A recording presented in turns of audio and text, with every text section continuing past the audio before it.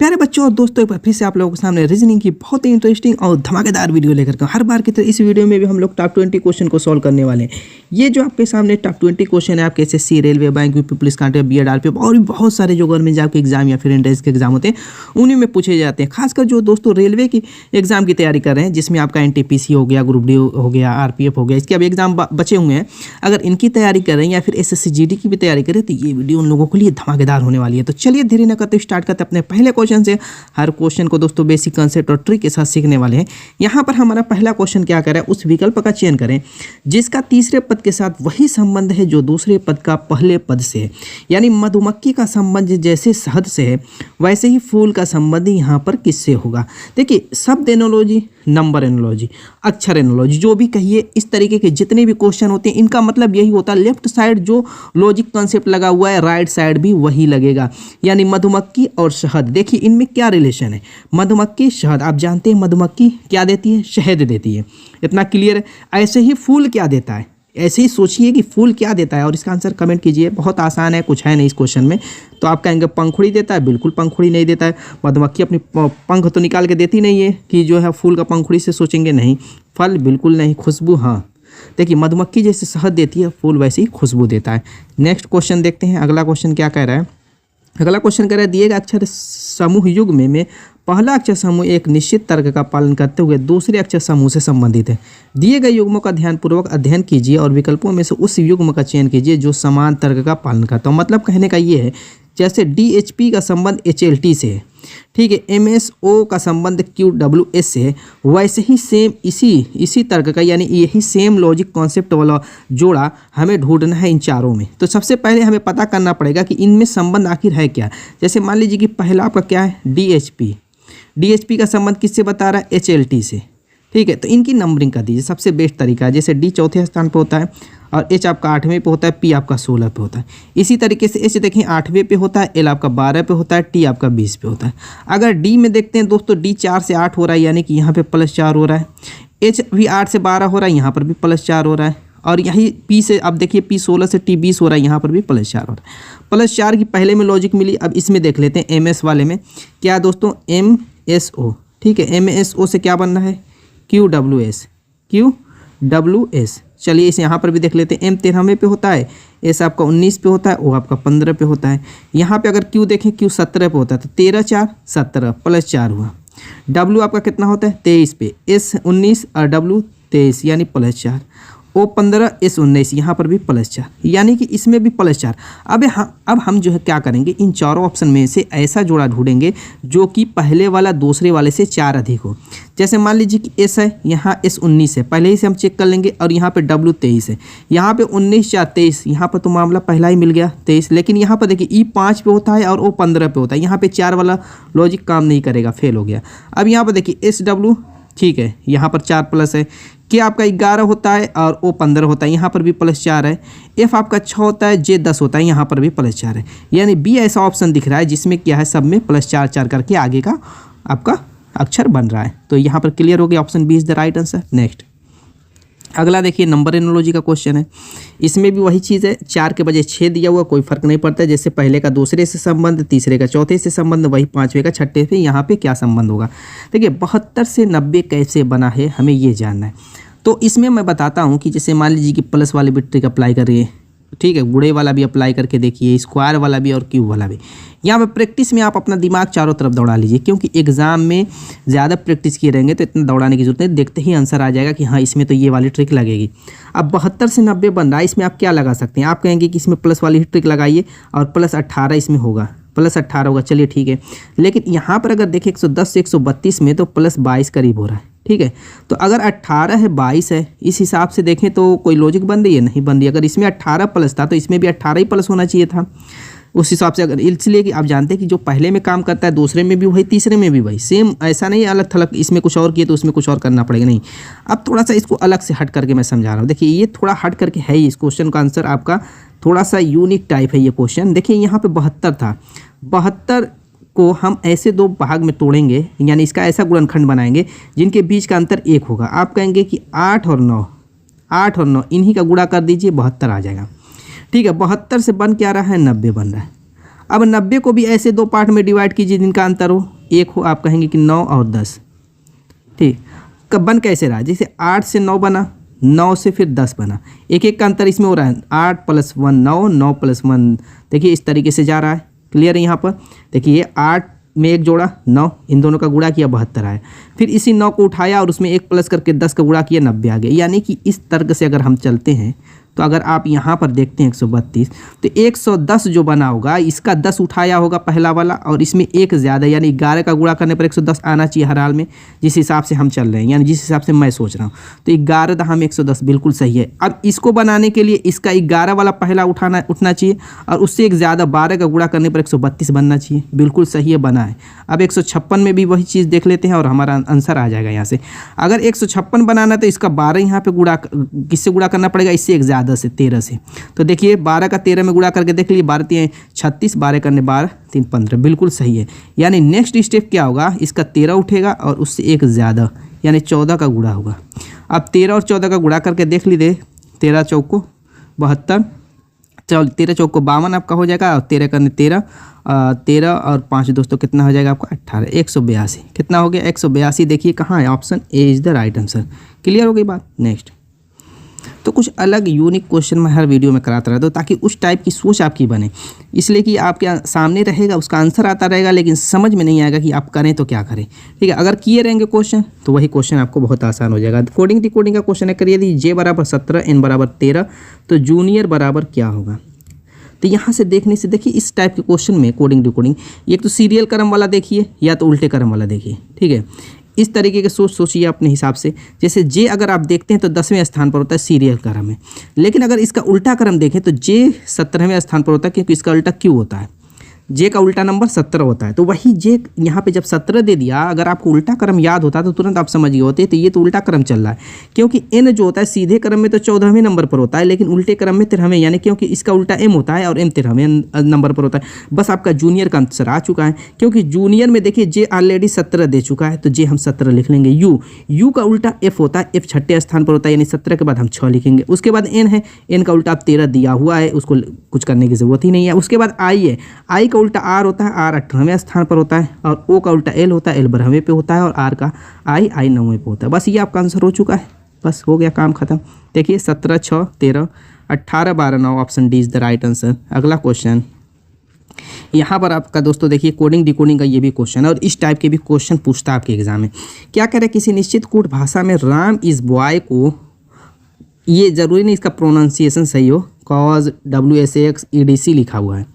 उसी तरीके से कह रहे बॉय हैज़ कार को PLM QAZ IJB लिखा हुआ है। ठीक है, उसके बाद कार इज़ ब्लू को EDC IJB FTB लिखा जाता है। इस भाषा में राम को किस कोड का प्रयोग किया गया, राम का कोड निकालना है तो हम इसमें समीकरण बना करके सोचेंगे। समीकरण जैसे 1 2 3 बनाते हैं वैसे ही हम बना करके सोचेंगे। कैसे, मैं बता रहा हूँ। देखिए आप एक काम कीजिए, इस राम इज़ बॉय को एक समीकरण मान लीजिए। ठीक है, बॉय हैज़ कार को दूसरा समीकरण मान लीजिए, और कार इज़ ब्लू को तीसरा समीकरण। राम का पूछ रहा है, राम इसमें है। ठीक है, राम के अलावा और क्या है, इज़ बॉय। अगर इज़ बॉय इसमें न होता तो, और यहाँ पर इसका कोड भी दिया कॉज WSX, यहाँ से मैं चाहूँ तो इसको अलग भी लिख लीजिए, सबसे बेटर रहेगा, आसानी से सॉल्व हो जाएगा। जैसे मान लीजिए कि मैं यहाँ पर लिख लेता हूँ आपका Ram is boy, Ram is boy लिख लिया आपने। ठीक है, राम इज़ बॉय को इसने क्या लिखा है वो देखिए QAZ। ठीक, और क्या है WSX। यहाँ पे थोड़ा सा जगह कम है, एक काम करते हैं इसको थोड़ा सा नीचे लिख लेते हैं ताकि तंगी ना हो जगह की। यहाँ पे मैं लिख लेता हूँ इसको, देखिए यहाँ पे सबसे अच्छा रहेगा। क्या है, राम इज़ बॉय। ठीक है, राम इज़ बॉय को इसने क्या लिखा है, देखिए तो QAZ। देखिए अलग अलग ये पूरा एक लिया हुआ है, WSX में लिया हुआ पूरा एक जो है कोड का यूज़, और EDC एक पूरे कोड का यूज़ किया है। 3 जो अक्षरों का एक युग्म बना करके कोड का यूज़ किया है। उसके बाद दोस्तों क्या है, बॉय है, boy has car. Boy has car को क्या लिखा है इसने, देखिए तो PLM लिखा है, और QAZ लिखा है। वैसे तो एग्जाम में आप इसी क्वेश्चन में ही निपटा दीजिएगा, बस समझाने के लिए मैं अलग से लिख रहा हूँ कि कैसे इसको सेकेंडों में आप सॉल्व करेंगे। IJB। ठीक है, इसके बाद आपका कार इज़ ब्लू लिखा हुआ है, कार इज़ ब्लू। ठीक है, और इसको क्या लिखा है, EDC EDC, IJB और FTB। अब हम क्या करेंगे, विलुप्त करेंगे। जैसे समीकरण 1 2 सारा समीकरण करते थे, विलुप्त करते थे x y z का मान, इसी तरीके से कुछ सोचिए। इसमें हमें निकालना है राम का कोड कि राम के लिए आखिर QZ, WSX, EDC इसमें से किसका यूज़ किया गया, हमें पता नहीं है। तो सबसे पहले हम क्या करेंगे, ऐसे 2 समीकरण चुनेंगे जिसमें बॉय इज का यूज़ हो। जैसे यहाँ पर बॉय अगर देखें तो यहाँ पर भी बॉय है, ठीक है। इन दोनों पहले और दूसरे समीकरण को पहले देखेंगे और बॉय को विलुप्त कर देंगे। जैसे बॉय इधर है, बॉय इधर है। अब इन दोनों में राइट साइड देखेंगे क्या चीज़ कॉमन है। अब राइट साइड अगर कॉमन देखते हैं तो क्या चीज़ है, यहाँ पर देखिए QAZ ये कॉमन, यानी बॉय के लिए QAZ का यूज़ किया गया। हम इसको कैंसिल करके इस तरीके से कट करके ख़त्म कर देंगे। अगर इज का हमें पता चल जाए, अभी मामला सेट हो जाएगा। तो कार इज ब्लू में देखें इज का यूज़ किया गया है। अब क्या करेंगे, पहले और तीसरे समीकरण की हेल्प से इस राइट साइड में देखेंगे क्या चीज़ कॉमन है। तो यहाँ पर देखिए EDC कॉमन है, तो इसको भी हम क्या करेंगे, कट करके ख़त्म कर देंगे, जो कि इज का यूज़ किया गया। अब राम ऑटोमेटिकली बच गया है और इधर WSX बच गया। बस आपका आंसर हो चुका है, option C is the right answer. इस तरीके से विलुप्त करके जिसका मान हमें निकालना रहेगा निकाल लेते हैं। बस यही ट्रिक सबसे बेस्ट तरीका है दोस्तों, इसी का यूज़ करके आपको भी करना है। समझ में आ गई होगी बात। तो ये आप क्वेश्चन में ही कर लीजिएगा, लिखने की टाइम बचा लीजिएगा, यहाँ पर ही आप निपटा लीजिएगा एग्जाम में। यहाँ पर लिखने की ज़रूरत ये सारी चीज़ें नहीं है। नेक्स्ट क्वेश्चन, अगला क्वेश्चन क्या कह रहा है देखिए। तो कह रहा है कि उस संख्या का चयन करें जो प्रश्नवाचक चिन्ह के स्थान पर आएगी, यानी कि यहाँ पे कौन सी संख्या आएगी। इसका आंसर फटाफट कमेंट कीजिए। 199 को कह रहा है कि 18 लिख रहा है, 267 को 19, 456 को 26, तो कह रहा है 678 को क्या लिखा जाएगा, क्या आएगा। तो चलिए 199 को 18 आखिर आप कैसे लिख सकते हैं। 199 को 18 आप कैसे लिख सकते हैं। आप कहेंगे कि तो दिक्कत की घड़ी आ गई है, मैं बताता हूँ। देखिए आप यहाँ पर 199 इसको ऐसा सेट कीजिए, गुणा भाग कुछ भी करके। जैसे मान लीजिए कि मैं सिर्फ गुणा का यूज़ करता हूँ, 9 9 81 18 नहीं आएगा। अगर मैं एक काम करूँ कि एक काम करते हैं, इसमें यहाँ पे प्लस का यूज़ कर देता हूँ, यहाँ पे गुणे का यूज़ कर देता हूँ। अब देखिए तो 9 करने 9 9 9 कितना हो जाएगा आपका, 18 हो जाएगा। कितना हो जाएगा दोस्तों, 9 9 18। यहाँ पर तो बात बन गई, 18 आ गया। चलिए देखते हैं। इसी तरीके से 267 को मैं अगर उठाऊँ तो पहले मैंने क्या किया, 2 में गुणे का यूज़ किया, 2 गुणे 6, अब प्लस यहाँ पर 7 कर दिया। तो 6 दूना 12, 12 7 19, बात तो बन गई, 19 आ गया। चलिए यहीं से अब यहाँ पर भी देख लेता हूँ। यहाँ पर 5 चौक को 20, 20 6 26, बिल्कुल बात सही है। यानी कि जो हमने यहाँ पे लॉजिक ढूंढी बिल्कुल सही है, कहीं से कोई गलत नहीं हो रहा है। तो हम क्या करेंगे, पहले 7 6 का 42 करेंगे और 42 में 8 जोड़ देंगे दोस्तों, कितना हो जाएगा, 50 आ जाएगा। Option C is the right answer. Clear. Next कह रहा है कि असंगत का चयन करना है, यानी कि 3 ठो तो एक जैसे गुण वाले होंगे, बाकी एक अलग होगा। तो फटाफट कमेंट कीजिए, आसान है, बिना पेन और पेपर वाला है। अंपायर है, पिच है, बाउंड्री है, ग्राउंड है। तो इसमें कौन सा असंगत है। अंपायर सारी चीज़ें आप कहेंगे कि ये तो क्रिकेट से ही रिलेटेड है, तो सब तो एक ही जैसी लग रही है। नहीं, देखिए अंपायर इंसान होते हैं। पिच क्या होती है, ये ज़मीन की बात हो रही है, पिच की। बाउंड्री ये भी मैदानी हिस्से की बात हो रही है। ग्राउंड ये भी, ये सारी चीज़ें आपकी बाउंड्री यानी ग्राउंड से रिलेटेड है। एक तरीके से कह सकते हैं स्टेडियम जो होता है उससे रिलेटेड है। लेकिन जो ये अंपायर है ये इनमें भिन्न है, ये इंसानियत से रिलेटेड है, इंसान से रिलेटेड, मानव से रिलेटेड है। बात समझ में आ गई। तो अंपायर क्या होगा, इसमें विषम हो गया। नेक्स्ट अगला क्या कह रहा है, दिए गए सेट में उस आकृति को चुने जो अन्य से भिन्न है, यानी इसमें भी हमें भिन्न आकृति चुननी है। तो पहली आकृति पर ध्यान दें तो एक तरीके से घड़ी समझ लीजिए। ये आपकी क्या है, बीच में घड़ी है और इसमें क्या है, इस तरीके से क्या बज सकता है। ये अगर मिनट वाली सुई 12 पे है तो 9 बजेगा और यहाँ पर देखिए तो 4 5 हो रहा है। लेकिन कुछ चीज़ इंडिकेट आपने किया, ये जो आपका 9 बज रहा है, तो ये घड़ी के दोनों के बीच की मिनट और घंटे वाली सुई के बीच की जो है ये कोण बन रहा है 90 डिग्री का बन रहा है। यहाँ पर भी पूरा जो है आपका परपेंडिकुलर यानी 90 डिग्री ये भी बन रहा है, ये भी 90 डिग्री बन रहा है। लेकिन यहाँ पर 90 डिग्री नहीं बन रहा है, ये कुछ ज़्यादा ही बन रहा है 90 डिग्री से। तो ये आपका क्या हो जाएगा, डी वाला आपका असंगत हो जाएगा, जो कि ऑप्शन बी में दिया हुआ है। Option B is the right answer. Next series का क्वेश्चन है। यहाँ पर कौन सा कह रहा है कि कौन सी संख्या आएगी। तो यहाँ पर देख लेते हैं, चेक कर लेते हैं। प्लस वाले ही ट्रिक लगा लीजिए, क्योंकि मैंने बताया कि बहुत ज़्यादा अगर बढ़े तो वहाँ पे गुणा स्क्वायर सोचिए, लेकिन अगर कम बढ़े तो प्लस सोचिए। जैसे 56 से 66 बन रही तो यहाँ पे प्लस 10 हो जाएगा। चलिए 66 से आपका 59 यहाँ पे माइनस हो रहा है। एक चीज़ और मैंने बताई थी कि अगर देखिए बढ़े घटे तो 2 सीरीज़ बना लीजिए। जैसे यहाँ पे घट बढ़ रही है, क्योंकि मैंने देखा कि पहले 10 बढ़ी फिर घट गई कितनी 7, तो हम क्या करेंगे, 2 सीरीज़ बनाएंगे, यानी 56, 59, 62 ये एक सीरीज़ हो जाएगी जो कि मिसिंग संख्या के आगे जाएगी, तो इससे हमें कोई मतलब ही नहीं है, उसको छोड़ दीजिए। बाकी जो सीरीज़ है 66, 69 और ये मिसिंग संख्या पे जो जा रही है उसको हम उठा लेंगे, 66, 69 और मिसिंग संख्या वाली। अब इसमें देखेंगे क्या प्लस हो रहा है, 66 से 69 में +3 हो रहा है, तो इसमें भी हम +3 ही करके ऑप्शन में चेक करेंगे, तो 69 में 3 करेंगे 72, जो कि ऑप्शन डी में दिख गया। बस हमारा काम एक ही स्टेप में हो गया, कुछ करना ही नहीं पड़ा। नेक्स्ट क्वेश्चन की तरफ चलते हैं। अगला क्वेश्चन भी यही है, मिसिंग संख्या, मिसिंग अल्फ़ाबेट। कई तरीके का ये देखिए लगा हुआ है मामला इसमें, यानी 3 ठो तो अक्षर है, 1 ठो तो संख्या है। अब कैसे निकालेंगे, देखिए एक बेहतरीन चीज़ ये है कि ऑप्शन में सब में भिन्न भिन्न पहला वाला अक्षर दिया हुआ है। अगर सिर्फ हम पहले वाले पे मेहनत कर दें और उसके बाद हमारी सारी टाइम बच जाएगी। एग्ज़ाम में जब भी ये चीज़ दी रहे तो ऑप्शन की तरफ आपकी नज़र होनी चाहिए। तो वही मैं देख रहा हूँ, इसमें डी है, यहाँ बी है, यहाँ ए है, यहाँ एफ है, तो सिर्फ हम पहला निकाल लेते हैं तो हमारा आंसर आ जाएगा। हमें फिर आगे का कुछ करना ही नहीं पड़ेगा। आगे का प्रैक्टिस करें तो कर सकते हैं, एग्ज़ाम में मत कीजिएगा। जैसे मान लीजिए जी है, इसका पहला एल है, इसका पहला क्यू है, इसका पहला वी है। हम नंबरिंग कर देते हैं, सबसे बेस्ट तरीका। जी 7वें नंबर पर होता है, एल 12वें नंबर पर होता है, क्यू 17वें नंबर पर होता है, वी आपका 22वें नंबर पर होता है। नेक्स्ट हमें पता नहीं, चलिए देख लेते हैं। 7, 5, 12 +5 हुआ, 12, 5, 17 +5 हुआ, 17, 5, 22 +5 यानी कि +5 ही होगा, तो 22 में 5 जोड़ेंगे तो कितना हो जाएगा 27। 27वें नंबर पर कोई अल्फ़ाबेट होता नहीं है। तो दोस्तों एक चीज़ मैं बता दूं, जब भी 26 से ज़्यादा हो जाए मामला तो उसमें से 26 को, जैसे 27 आ गया तो उसमें से हम 26 को घटा देंगे जब भी, क्योंकि अल्फ़ाबेट 26 तक ही होता है, जेड तक। तो जब भी 26 से ज़्यादा हो तो हम क्या करेंगे, जो भी बड़ी संख्या आए, जैसे 27, 28, 29, उसमें से 26 को घटा दीजिए। जो आएगा, जैसे यहाँ पर 1 आया तो वही 27 की जगह हम 27 न लिख करके 1 लिख देंगे।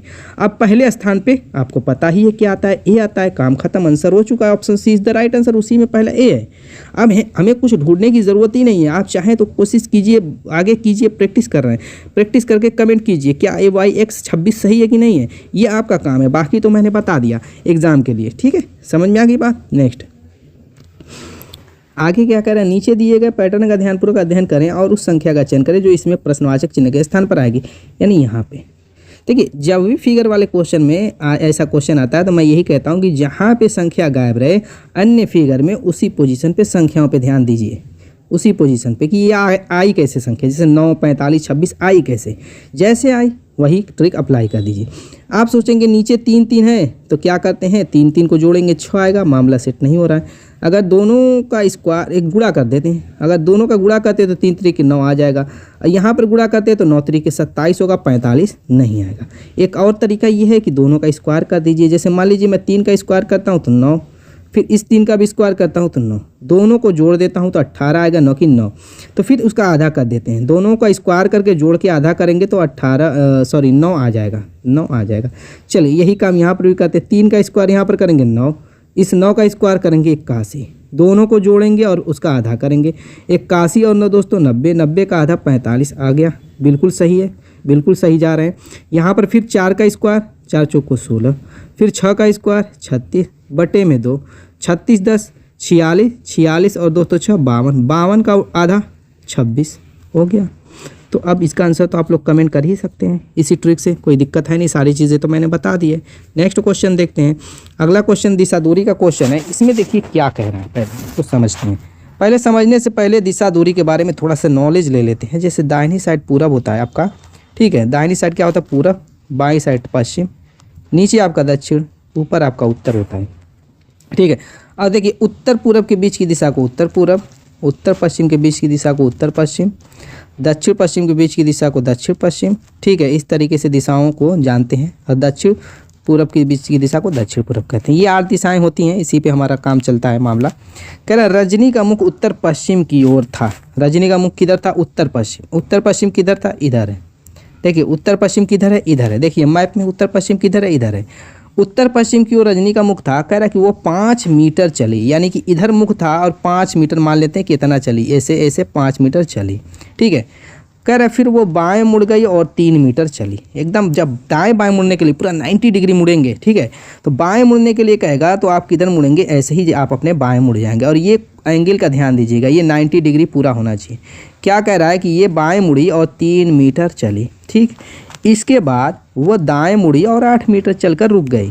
फिर वो दाएं मुड़ेगी, जब इस साइड में आ रही थी तो दाएं मुड़ेंगे तो ऊपर जाएंगे, और ऊपर जा करके ये कह रही है कि 8 मीटर चली। देखिए ये फिर आप 90 डिग्री मुड़ेंगे, ठीक है, 8 मीटर चली। तो कह रहा अब उसका मुख किस दिशा में, देखिए जिधर दिशा में खड़ी थी, जैसे ये आपका उत्तर पश्चिम दिशा था ना, फिर उधर ही मुख हो गया है। देखिए उधर ही मुख हो गया उत्तर पश्चिम की तरफ। बस हो गया answer, option B is the right answer. Next blood relation का क्वेश्चन कह रहे रोहित ने फोटोग्राफ की ओर इशारा करते हुए कहा कि वो मेरे पिता के इकलौते पुत्र की पुत्री है। तो रोहित का उस फोटोग्राफ वाली लड़की से क्या संबंध है। रिलेशन देखिए जब भी ब्लड रिलेशन का क्वेश्चन है तो कड़ियाँ जोड़िए। क्या कह रोहित ने फोटोग्राफ की तरफ इशारा किया। मान लीजिए ये फोटोग्राफ था, इसकी तरफ इशारा करते हुए रोहित कह रहा है, क्या रोहित कह रहा है वो सुनिए। रोहित कह रहा है कि वह मेरे पिता, यानी कि रोहित के पिता, यानी जो ये फोटो में लड़की लड़का जो भी है वो कह रहा है रोहित कि वो जो फोटो में लड़का या लड़की है वो मेरे पिता के इकलौते पुत्र, यानी कि मेरे पिता का जो इकलौता पुत्र, इकलौते पुत्र की बात कर रहा है, ये नहीं कि कोई दूसरा पुत्र, इकलौता पुत्र, एक ही पुत्र है कि पुत्री। क्या कह रहा है रोहित फोटो की तरफ इशारा करते हुए कि मेरे पिता के इकलौते पुत्र। अब मुझको एक बात ये पहले बता लीजिए कि आपके पिता का, अगर आप अपने पिता के एक जो है बच्चे हैं, मतलब पुत्र हैं आप, जब रोहित है तो पुत्री होगा, पुत्री तो होगा नहीं। जब आप अपने पिता के पुत्र हैं और साथ ये कहे कि मेरे पिता के इकलौते पुत्र, तो किसकी बात हो रही है, वो रोहित ही की बात हो रही है। यानी ये पुत्र जो होगा ये रोहित होगा, क्योंकि आपके पिता का इकलौता पुत्र आप खुद होंगे, कोई और तो होगा नहीं। जब इकलौता पुत्र है तो 2 पुत्र होते तब ना कोई और सोचते। तो यहाँ पर पहले ही कह दिया कि मेरे पिता का इकलौता पुत्र की पुत्री है ये फोटो वाली औरत, ये पुत्री है। यानी कहने का मतलब ये रोहित क्या हो जाएगा, इसका पिता हो जाएगा। रोहित क्या होगा, पिता होगा कि नहीं, क्योंकि ये पुत्र जो होगा ये खुद रोहित ही है, और इस रोहित की, ये पुत्र की ही ये क्या है, पुत्री है कह रहा है। तो कह रहा है कि फोटो वाली लड़की से क्या संबंध है इस रोहित का। तो रोहित इस लड़की का पिता लगेगा, और क्या लगेगा, option C is the right answer. Next गणितीय संक्रिया क्वेश्चन है, क्या कह रहा है देखते हैं। चलिए तो कहना यदि प्लस का अर्थ भाग, माइनस का अर्थ प्लस, गुणे का अर्थ माइनस, भाग का अर्थ गुणा है तो निम्न व्यंजन का मान ज्ञात कीजिए। देखिए इसमें हम बोर्ड मास रूल का यूज़ करेंगे। पहले सारी चीज़ें उतार लीजिए और जो सिस्टम है आपका कह रहा है जिसके बदले वो लिख लीजिए। जैसे यहाँ पर कह रहा है कि 12 गुणे 3, गुणे का अर्थ कह रहा है यहाँ पर कि माइनस है, माइनस बनाइए, कोष्टक जैसे जैसे लगा है वैसे वैसे, फिर यहाँ पे माइनस आ गया तो माइनस आपको लिख नहीं देना है। इस माइनस का अर्थ क्या कह रहा है, माइनस का अर्थ प्लस, तो प्लस बना देना, फिर ब्रैकेट 2 लिखना है, फिर भाग बना हुआ है तो भाग का अर्थ क्या कह रहा है, भाग का अर्थ गुणा, तो गुणा बनाएंगे 3 ब्रैकेट, फिर मजला, फिर प्लस आ गया। देखिए यहाँ पे प्लस का अर्थ क्या कह रहा है, प्लस का अर्थ क्या कह रहा है वो देखिए, प्लस का अर्थ भाग, तो भाग बना लीजिए, फिर ब्रैकेट 1, माइनस का अर्थ कह रहा है प्लस, तो प्लस बना लीजिए 4, फिर ये, अब उसके बाद भाग आ गया। देखिए लास्ट में भाग आया है, भाग का अर्थ गुणा, गुणा बनाइए 4। अब इसको बोर्ड मास रूल से सॉल्व कीजिए। बोर्ड मास रूल क्या कहता है, पहले ब्रैकेट को सॉल्व करने के लिए ब्रैकेट, बी से ब्रैकेट जब कह रहा है तो ब्रैकेट में बहुत सारी ब्रैकेट होती है आपकी, बार वाली, छोटी, मझला, बड़ी। तो सबसे पहले हम बार वाली सॉल्व करेंगे, बार वाली है नहीं, छोटी सॉल्व करेंगे उसके बाद, और छोटी ब्रैकेट जो भी ब्रैकेट सॉल्व करेंगे, ख़त्म करेंगे, तोड़ेंगे, उसके अंदर का हम काम कर लेंगे, वो भी बोर्ड मास रूल की हेल्प से। तो यहाँ पर छोटी ब्रैकेट के अंदर 12 - 3 है, तो ये आप एक लाइन लिखिए, चाहे एग्जाम में तो 9 लिखें, यहाँ पर मैं समझाने के लिए लिख देता हूँ, वरना लिखने की ज़रूरत नहीं है, डायरेक्ट एक लाइन में निपटा देना है। 12 में से 3 को घटाएंगे 9 हो जाएगा, ब्रैकेट खत्म, प्लस बनाएंगे, फिर यहाँ पर 2 गुणे 3 है तो 3 दूना के 6 हो जाएगा, मजला, फिर आपका भाग है, भाग बनाएंगे, फिर यहाँ पर देखिए ब्रैकेट के अंदर 4 1 5 हो जाएगा, फिर आपकी बड़े ब्रैकेट बंद, गुणा 4, ठीक है। फिर यहाँ पर क्या करेंगे, छोटी के बाद मझला को, मझला के अंदर 9 6 15 है, 15 हो जाएगा, फिर भाग 5 और गुणे 4। फिर दोस्तों क्या करेंगे, बड़ी वाली ब्रैकेट को तोड़ने से पहले इसके अंदर का काम निपटा लेंगे। 5 से भाग देंगे 3 बार जाएगा, 3 बाहर निकलेगा, 3 का 4 में गुणा कर देंगे, 3 चौको 12 हो जाएगा। बस हो गया आपका आंसर। तो ये आप एक लाइन में ही निपटा सकते थे, ये सब करने की ज़रूरत नहीं है, ठीक है। तो प्रैक्टिस करेंगे, आसान हो जाएगा। कुछ है नहीं, क्वेश्चन में दम नहीं रहता है। रीजनिंग के क्वेश्चन में कोई भी क्वेश्चन उठा करके देख लीजिए, मैंने अप्रॉक्स बहुत सारी वीडियो बना रखी है, जा करके देखिएगा, कुछ दम नहीं रहता, ठीक है। नेक्स्ट क्वेश्चन दोस्तों वेन आरेख से रिलेटेड क्वेश्चन है। क्या करें, उस वेन आरेख का चयन करें जो निम्नलिखित वर्गों के बीच के संबंधों को सर्वोच्च रूप से दर्शाता है। क्या नाम दिया हुआ है, चींटी है, कीट है, लोमड़ी या स्तनपायी है। देखिए 4 नाम है और ऑप्शन में देखेंगे 4 सर्किल का यूज है। जितने नाम रहते हैं उतने ही सर्किल का यूज होता है, कहीं कहीं 3 नाम रहते हैं तो 3 सर्किल का यूज होता है। जरूरी नहीं सर्किल हो, कहीं कहीं त्रिभुज, आयत, वर्ग इस तरीके से भी यूज कर लेता है, तो उससे घबराने की जरूरत नहीं है। देखिए सब में ट्रिक एक जैसी लगेगी, जो आप सीखेंगे वैसे ही सब में अप्लाई करना है। अब यहाँ पर मान लीजिए चींटी के लिए एक सर्किल ले लेता हूँ, कीट के लिए दूसरा, लोमड़ी के लिए तीसरा और स्तनपायी के लिए चौथा। अब हमें ये देखना है कि चींटी कीट में क्या संबंध है, कीट लोमड़ी में क्या है, लोमड़ी स्तनपायी में क्या संबंध है, या कह सकते हैं परस्पर चारों में एक दूसरे से संबंध देखना है, फिर स्तनपायी कीट में, स्तनपायी चींटी में, इस तरीके से हमें देखना है। तो सबसे पहले हम देखेंगे चींटी और कीट। चींटी एक कीट होता है, ठीक है। जितनी भी चींटियाँ हैं सभी की सभी कीट ही होती हैं, लेकिन सभी कीट तो चींटी नहीं ना कह सकते, क्योंकि कीट में बहुत सारे जो है जानदार चीज़ें आती हैं। ऐसा तो है नहीं सिर्फ कीट में चींटी ही आती है। तो इसलिए इसको इस तरीके से दर्शाएंगे। देखिए चींटी को हम अंदर रखेंगे, ये च से चींटी हो जाएगी, और सभी की सभी चींटियाँ कीट होती है, क कीट, इस तरीके से हम रखेंगे। ऐसा नहीं कि कीट को हम अंदर रख दें, चींटी को बाहर रख दें। हालांकि ये डायग्राम तो सेम है, वैसा ही दिखेगा, लेकिन आपकी सोच दोस्तों सही नहीं रहेगी। और एग्जामिनर आपकी सोच ही परखने के लिए ये सारी चीज़ें कराता है, ठीक है, वरना कोई मतलब ही नहीं एग्जाम का। अब यहाँ पर चींटी, सभी चींटियाँ कीट होती है, तो कीट के अंदर रख दिया। अब लोमड़ी क्या कीट होती है? बिल्कुल नहीं। क्या लोमड़ी चींटी होती है? बिल्कुल नहीं। क्या चींटी लोमड़ी होती है? बिल्कुल नहीं। क्या कीट? तो लोमड़ी का न चींटी से कोई संबंध है कीट से। लेकिन स्तनपायी, देखिए स्तनपायी चींटी नहीं होती, स्तनपायी कीट नहीं होता। स्तनपायी जो दूध देते हैं, स्तनपायी जिससे स्तन से दूध निकलता है, यानी जो अपने बच्चों को दूध पिलाते हैं, उनको स्तनपायी कहते हैं। तो लोमड़ी स्तनपायी होती है, सभी की सभी लोमड़ियाँ स्तनपायी होती है, लेकिन सभी स्तनपायी जानवर लोमड़ी तो होते नहीं है। इसलिए लोमड़ी को हम क्या करेंगे, लौ से लोमड़ी को अंदर डालेंगे और स्तनपायी को क्या करेंगे, बाहर रखेंगे। यानी इससे कहने का मतलब ये जितनी भी लोमड़ियाँ सभी की सभी स्तनपायी हैं, लेकिन न कोई कीट स्तनपायी होता है, न स्तनपायी कीट होता है। चींटी न लोमड़ी होती है, न लोमड़ी, इन सबका कोई रिलेशन। इस तरीके से दो अलग अलग डायग्राम बनेगा और दोनों इस तरीके का बनेगा। तो इस तरीके का देखिए डायग्राम ऑप्शन ए में दिख रहा है। समझ में आ गई बात। नेक्स्ट अगला क्वेश्चन कह रहा है एक स्कूल में 6 शिक्षक थे। ए और बी, देखिए पहले देखिए, तो ए और बी हिंदी और अंग्रेजी पढ़ाते थे। डी और ए गणित विज्ञान पढ़ाते थे। सी और ए अंग्रेजी और गणित पढ़ाते थे। एफ और बी हिंदी फ्रेंच पढ़ाते थे। इनमें से कौन सबसे अधिक विषय पढ़ाता था? देखिए 6 शिक्षक हैं, A B C D E F, इस तरीके से 6 शिक्षक हैं।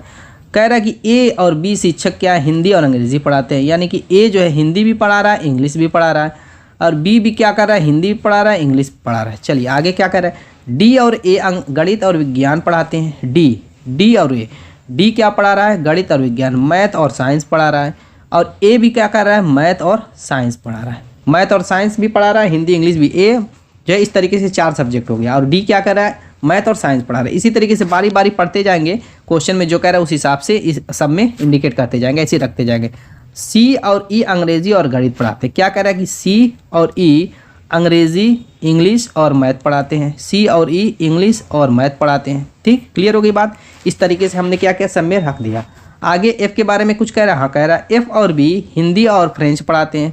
एफ को कह रहा है कि हिंदी भी पढ़ा रहा है और फ्रेंच भी पढ़ाता है, और बी को भी कह रहा है कि हिंदी तो ऑलरेडी लिखा है और फ्रेंच भी पढ़ा रहा है। इस तरीके से हमने क्या किया, सब में फिल कर दिया क्वेश्चन के अनुसार, कौन सब्जेक्ट मतलब कौन टीचर कौन सा सब्जेक्ट पढ़ा रहा है।